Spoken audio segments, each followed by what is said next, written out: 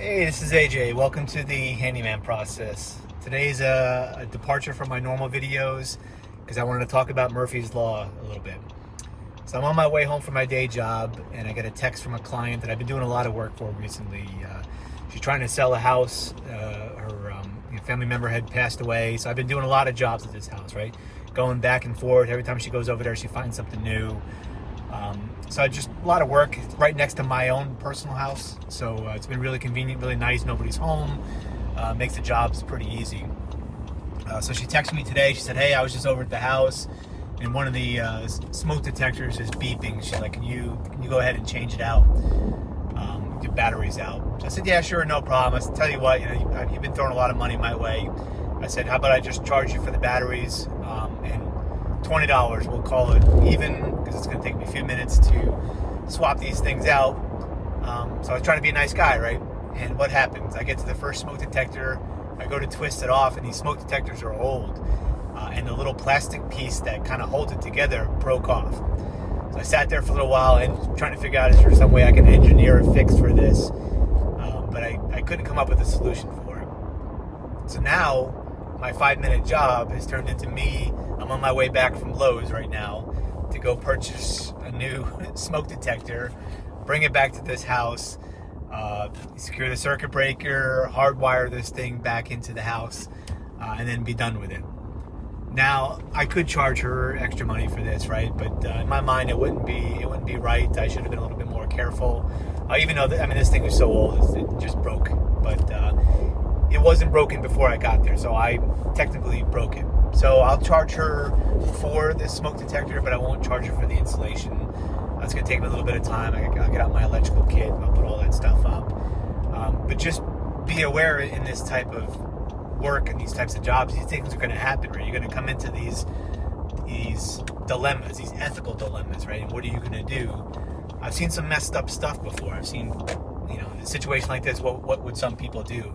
Maybe they'll glue it back on. Like, who knows? Don't do that, right? Do the right thing. The right thing is to go and do this. Stick by my word. She may tip me. She may not tip me. It doesn't really matter. The fact of the matter is, I got to go ahead and take care of this.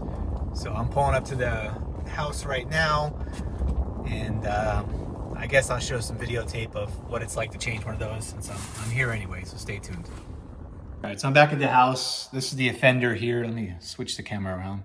So this thing has two little tabs with plastic kind of sticking out at a 90, and this one broke off. And because of that, it won't fit into the slots here. So I'm gonna go try to find the circuit breaker in this house.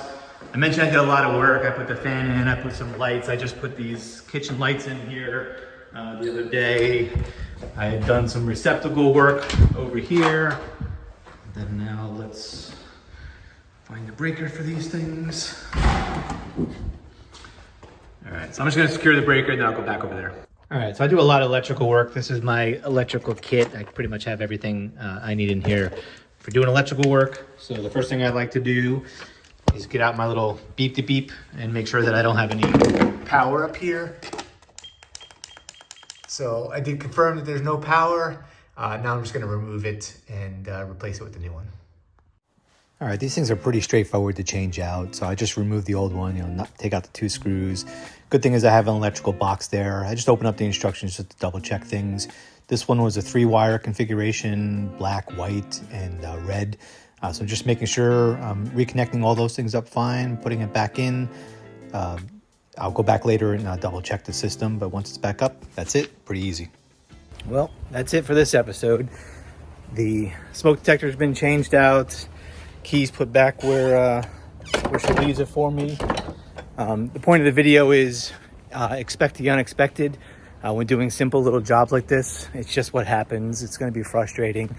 But at the end of the day, you got to go with your moral conscience. My moral conscience says I broke the smoke detector, I'll fix it, and that's what it is. And I move on to the next job. Thanks for watching. Stay tuned for the next one. Bye.